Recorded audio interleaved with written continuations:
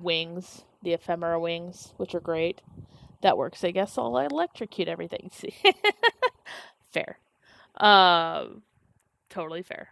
And like I said, you're not locked in. Like you're locked in for now until you can get other frames and parts and blueprints and all the things. But like, it's okay. Staying with your frame as long as possible is great because then you're gonna be able to figure things out and kind of go along the way. So, yeah, no, you're fine. Um, but yeah, so as soon Draco, as soon as you have the ability, go into your options, the far right accessibility, and scroll down to this video section. And you're going to want to go into the character highlighting stuff. And this is basically where you're going to be able to like highlight your enemies in special colors. And if you want to highlight your allies, you can also do that. I was doing that, and then it kept highlighting my character, so I stopped. Um, but it's all under the accessibility stuff, so it's really really nice. I am colorblind half the time. I will warn you, in this game there are a lot of oranges, there are a lot of blues, there's a lot of whites. So if those colors are something that you're thinking of using, just know the enemies might blend into backgrounds with those colors. So like red, oranges, blues, and what was the other one I just said? Whites. Those colors tend to be a little bit bleeds into the atmosphere, so to speak.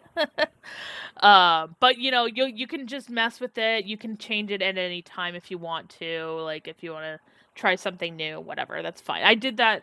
Like I've been messing with it. I literally just changed this recently to green for my enemies. I had it on orange, and it was great on orange. Orange really is a really nice color for highlighting enemies, but when you start going out to certain points of the map and the star chart, it does get a little blended in, so I did end up changing that to green. So, but whatever works for you. You can also do higher intensity, lower intensity, depending on what works for you. I'll just keep that at a nice 50. And like I said, you could do highlights, self highlights. You can also customize your HUD information.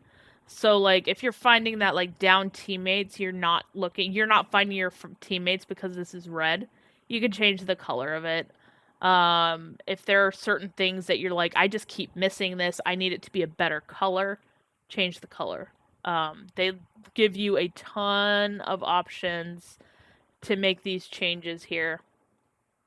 Your mini map, your markers, different things. Like you've got options. It's really, really great. Um, actually, I needed to come in here. I need to fix my loot stuff, I think is what it was. Shush, I know. I'm all... Yeah, I'll take my drugs later. Mouse cursor, like this is the mouse cursor that I have, that's not the default one. I did put that one on orange, but like you have a lot of options you can choose from, whatever your personal style is. You can make it bigger, smaller, whatever. One good one for new folks is reducing the particle effects. Oh yeah, from your teammates, because it can get overwhelming as hell. Yeah, that is also true. Sniper scopes, if you like them, go for it. If you don't, turn it off. I should probably do that, but it's whatever. But you can make your cursor pretty darn big. Okay? I'm absolutely not going to do that on here. I might do it on my Steam Deck because I'm blind on my Steam Deck. And then your chat, you can also change this as well. I have mine in the bottom left. This you can move around. So if you're like, oh, you know what? I like having my chat over here. Or I like having my chat at the top of my screen.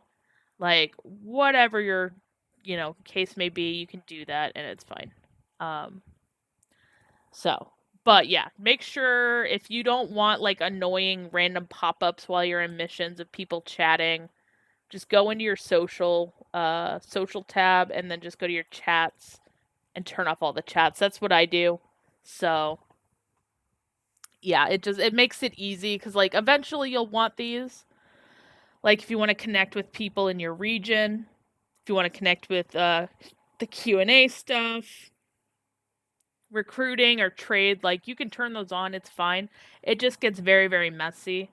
So what I do is I just have my clan chat, and then I have my alliance chat, and then if individuals ping me, then I have it, and then you can always close that too. And again, it just kind of cleans it up so it's not constant chatter. How do I open what demon? What in particular? My chat? I have mine set to backspace. Uh, so I get if that's what you meant specifically. Mine, I did specifically. So if you go to your keybinds, you can change this. Actually, I gotta move something on my screen real quick because it's blocking. I'm gonna unpin it because I don't need it either. All right. So if you go into here, you can go into chat. The color for things like okay, that one was in the accessibilities, and you're gonna scroll down to interface and then custom HUD colors, and then this is where you can kind of choose whatever things if you want to change those. Because yeah, like I do the same thing. Like my brain is just like all over the place. I'm still working on what works for me.